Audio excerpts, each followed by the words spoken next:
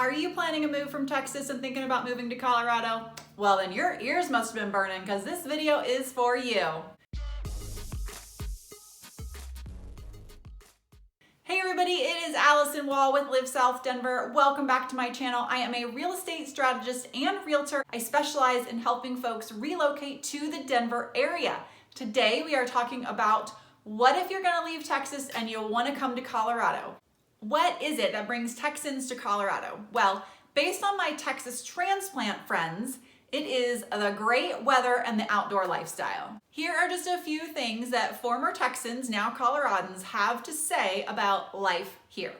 I love it here, no humidity, no bugs. Texas is so big, it's hard to compare Denver to the whole state, but there's not much we don't love here.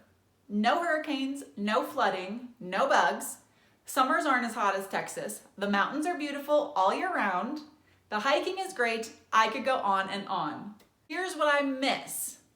Barbecue, queso, and Whataburger. I don't miss humidity, the heat, the traffic in the sprawling city, the high property taxes. I'm staying. We don't miss Texas. The traffic here isn't as bad. The winters and summers are better. The people are friendly and the food is good. To be fair, food in Texas is better in my opinion, especially the barbecue, but food here is good. It's so pretty here. We thought the cost of living difference would break us, but it didn't. We have a great house, not as big as in Texas, but plenty big. And we're close to skiing and hiking. People are nice, the weather's amazing, we don't want to go back. And it's way more fun living here. You can actually be outside most of the year. In Texas, there are only a few nice days. So that's the perspective of those who've lived in Texas, made it here to Colorado, what they miss a little bit, we'll talk more about that, and what they love about being here. Now, since weather came up so much, let's just jump right into that and talk about the differences between weather in Texas and weather here in Colorado. Denver's average annual high in the winter is about 49 degrees and the low is about 20. From June to September across the summer, our highs are in the 80s to 90s, and at night our lows are in the upper 50s and into the 60s. When you compare those average temperatures to what you see in Texas, Texas is generally about 20 degrees warmer. That's across the board except for those summertime temps. All right, so everyone says the summers here are so much better. What makes it feel so different? We both know the answer, and it's humidity. The average annual humidity in Texas is about 70%. Denver's annual average humidity is 37%. Denver's weather is and feels pretty mild all year round. We do have hot days, and with us being closer to the sun, it can literally feel like you're roasting some days. And I would say we do have cold days too. I can be a bit of a pansy. Maybe it's my native southern blood, but I would say compared to many other places, our winters are very mild and extremely pleasant. The first snow in Denver is usually in October. Most parents will tell you it will be on Halloween weekend. If it's not our first snow, it will still almost always snow on Halloween weekend. And our last snow is almost always in April and sometimes in May. So we have snow many months of the year here. But thanks to our 300 days of sunshine, that snow just doesn't stick around for very long. And for those of you who live in areas of Texas that do get snow, you're probably also familiar with ice storms. That is not common here in the Denver area or Colorado on the whole. We're just too dry. And if you love a good thunderstorm, we do have those here, so you won't miss out. We get the lightning, we get the thunder, we get the rain, and we get hail. The other plus side is it's usually cooler after the rain here, unlike being extra steamy as it often is in the south.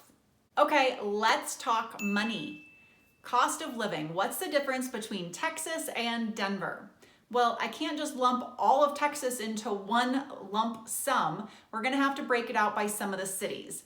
So I look at bestplaces.net and nerdwallet.com. These are two great resources. If you want to do some of your own research, I don't mention your city, you want to dig in a little deeper, I would suggest either of those sites. Let's start with Dallas. Bestplaces.net says that if you had $110,000 income in the Denver area, the Dallas income that you would be living on would be about $80,000. So you would need an increase in income to maintain the same lifestyle in Denver. Bestplaces.net says that housing is about 50% less in the Dallas market than it is here in Denver, and that the total cost of living picture has a difference of about 20% from Denver to Dallas, with Dallas being cheaper. However, if you go to NerdWallet, they give a completely different picture. This happens sometimes. NerdWallet says the overall cost of living difference is really only about 2% between Dallas and Denver. And if you look at the salary, $110,000 in Denver, you would need $108,000 in Dallas. All right, what does Houston look like in comparison to Denver? The $110,000 you would need in Denver would only need to be $80,000 in the Houston area. Housing in Houston is about 56% less in Houston, and the overall cost of living picture is about 25% less in the Houston area. Now, NerdWallet again comes in with a different picture. NerdWallet says the $110,000 salary in Denver would be equivalent to $94,000 in Houston, not that large of a difference. And the overall cost of living difference between the two cities is about 15%. What about San Antonio? Now in San Antonio, $110,000 here in Denver could be $75,000 there.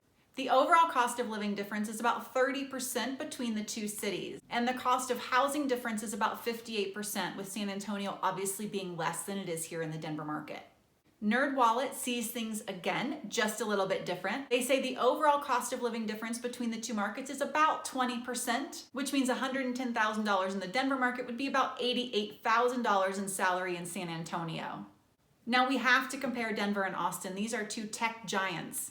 Bestplaces.net says if you had $110,000 salary in Denver, you would need about $100,000 in Austin, and that the overall cost of living difference between the two cities is 7%, and the housing cost difference is about 13%. Since Texas is a no income tax state, we're gonna have to touch on the tax piece. That's a big difference since we do collect income tax here in Colorado.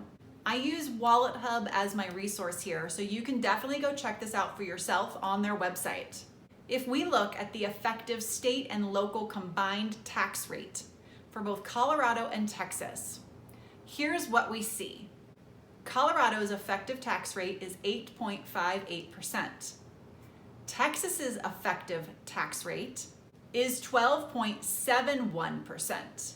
If you look at the average annual state household income, what this came out to on a paid out tax basis, the amount of taxes paid out annually was actually less in Colorado. It was roughly $6,300 in Colorado and roughly $6,900 in Texas. Again, if you want to see that data for yourself, I'll put a link in the description box down below. Now, what about property taxes? Again, Colorado is very different from Texas here. The effective property tax rate in Colorado is 0.53%. The effective property tax rate in Texas is 1.81%. So in Colorado, what does this look like in the real world? If you buy a $500,000 house here in the South Denver area, you're going to pay just a little bit under $5,000 in property taxes. In some areas, it may be a little bit more if you're in what's called a metro district. We can talk about that if you have questions. And in many areas, you're actually going to pay probably almost half of that. $2,500, could be $2,800, might be a little less. So it's really a very low property tax rate area here. All right, there is just no shortage of stunning places to move to with a low cost of living and good weather. So what is it about Denver that has been such a long time draw for Texans? One is jobs. We share a love and a passion for many of the same industries. We have weathered the oil booms and busts together. Texas is king in the cattle world, but Colorado is no slouch either. And as the tech industry has overflowed out of San Jose, both Denver and Austin have capitalized on its growth in major ways. Our vibe is another attraction for Texans that are transplanting out. These overlaps and our shared Western roots make Colorado an easy transition for someone wanting a change of scenery, but not wanting a drastic change in their way of life. Even Austin transplants don't lose their music scene here. Check out what Rolling Stone magazine has had to say about Denver as a top music city. We've talked about our weather, but I don't think the fact that we have virtually no bugs can be downplayed either. I mean, to say we have no bugs is a little bit of an exaggeration, but coming from the South myself, that's about how it feels here. We have bees, we have wasps. Some years we have mosquitoes enough that they like to get at me, but most of the time we don't. We do have spiders. They're probably our biggest nuisance, and we do have to spray for those. But that about sums up our bug list. I will say, for those of you who love lightning bugs, we don't have those, so you'll probably miss them. And the thing that really brings everyone here, the amazing lifestyle and the quick access to Colorado's stunning nature. The biking, the jogging, the rock climbing, the hiking, the paddleboarding, and the leaf peeping right out your back door, and without dying of heat exhaustion within the first 3 minutes of doing any of the above. Plus, skiing, snowshoeing, rafting, and more, all just a very short drive away. If you're moving here with family and have some kiddos that need to get their skiing up to snuff, check out our epic school kids ski pass. Try saying that 5 times fast. But it will help improve their skiing skills. They'll get 4 free days at 5 awesome resorts. Okay, I have given you lots of great stuff about Colorado, but I know we don't mess with Texas. So, what is it that you may miss if you're leaving Texas and coming to Colorado? I got some scoop from the transplants as well, so let me share with you what they have to say. Oh, before I do, grab your free South Denver relocation guide. The link for it is in the description box down below. You make your request and I'll get it right out to you. All right, the number one thing that is missed is food. Barbecue, Tex-Mex, what a burger. Hands down, those are the things that everyone who has left Texas and come here says, I can't find it, I miss it, I want it back, and I don't want you to be surprised. Next, I heard some talk about water. For those who lived on lakes, near lakes, love to boat, love to fish, when they get here, they realize just how dry it is. We just don't have a lot of lakes. We have reservoirs, and when you get up closer to the mountains, we have a lot of streams, and this is a great place for fly fishing, but it is very different here. So if you are a water lover, your lifestyle will transition here to something a little bit different. Another thing I heard several people mention was the lack of Southern charm and manners. Yep, I can agree. There is not a lot of that up here. People aren't unkind here. There's just not a lot of yes ma'am, no sir, door holding, calling someone Mr. or Miss and either their first name or last name. So you will notice the difference between your Southern charm and what you get here in Colorado. If moving to Denver is on your wish list or in your plans, give me a call, shoot me a text, or send me an email. I will help you however I can. It would be my honor to serve you. See you next week.